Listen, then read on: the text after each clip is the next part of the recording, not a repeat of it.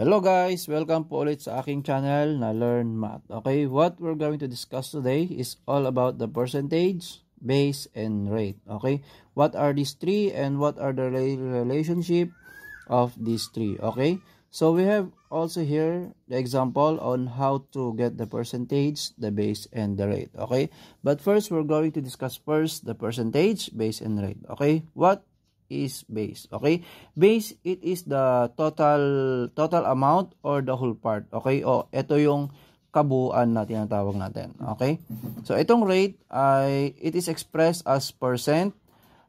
Pagka minsan naman ay decimal, but mostly nasa percent sign siya. Okay, and percentage, ito yung part of the whole or part of the base. Okay, so di-discuss natin yung relationship nitong tatlong to. Okay? So, we have here, for example, we have here the triangle. Ayan. Hatiin natin ito sa may gitna. And yung sa baba, hatiin ulit natin. Okay? Dito sa upper part, this is the percentage. Okay, guys? And then sa baba, this is the base and the rate. Okay?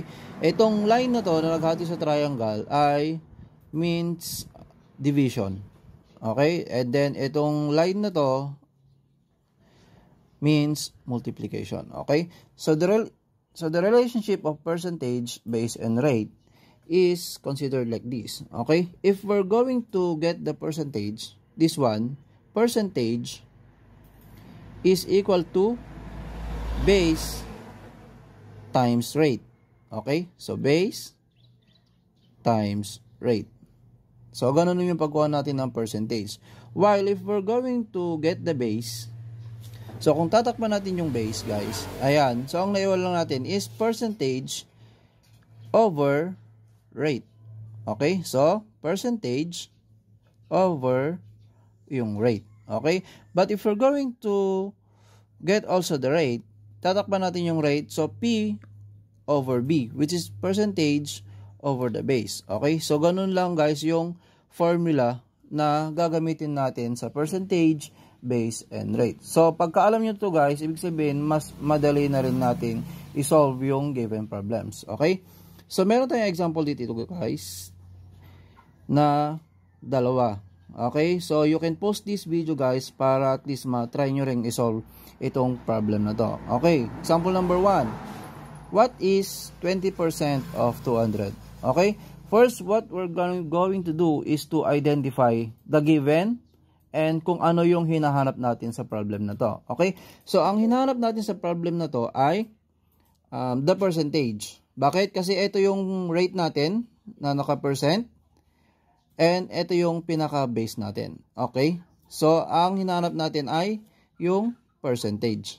So, ito yung hinahanap natin. Okay? So, the formula for percentage is, ito, percentage is equal to base times rate. Okay? So, percentage is equal to base times rate. Okay? Where base is the 200 times 20%. Okay? So, 20%. So, etong 20% natin ay gagawin muna natin siyang decimal. So, 200 times, if we convert this 20% into decimal, magiging 0.20. So, 200 times 0.20, 200 times 0.20 is 40. Okay, so our answer here is 40. Okay, so 40 is 20% of 200. Okay, so ganun lang siya guys. Kailangan lang muna natin ma-identify yung mga given and kung ano yung hahanapin natin para mas mapadali, no? So, example number 2, 30 is what percent of 150? Also, again, identify natin yung mga given. Itong percentage, hindi, itong 30, ito yung base natin. Hindi, sorry, ito yung percentage natin. And, what percent of 150? So, itong 150, ito yung base natin. And, what percent, since hinahanap natin ang rate. So, rate ang unknown natin. Okay, guys? So, the formula for rate is percentage over B. So, rate is equal to percentage over B, where percentage is 30 over 150. Okay? So 30 over 150 is 30 divided by 150, calculate ko na guys, is 0.2, 0.20. Okay? So to get this rate in percent, i-multiply natin ito by 100. Okay? So 0.20 times 100 is 20%. Okay? So 30 is 20% of 150. Okay? So ganun lang siya kadali guys. Okay? So kailangan lang natin ma-identify yung percentage, base, and the rate. Okay? So ngayon guys, ituturo ko naman yung tawag nito. Tuturo ko kung paano natin mas mapadali i-identify kung percent ba siya, kung base ba siya, kung rate ba siya. Okay? For example, this one. What is 20% of 200? Okay? Ibig sabihin guys, yung is, okay, before is, yun yung percentage natin. Okay? At yung may percent guys is, yun yung rate of, after ng of, yun yung pinaka-base natin. Okay? So, ganun siya guys. Okay?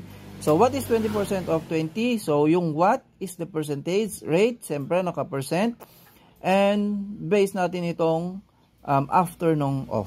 Yun yung pinaka-base natin. So, ganun lang din siya dito guys. Okay? So, 30 is what percent of 150? So, before ng is, yun yung percentage natin. So, before is, percentage.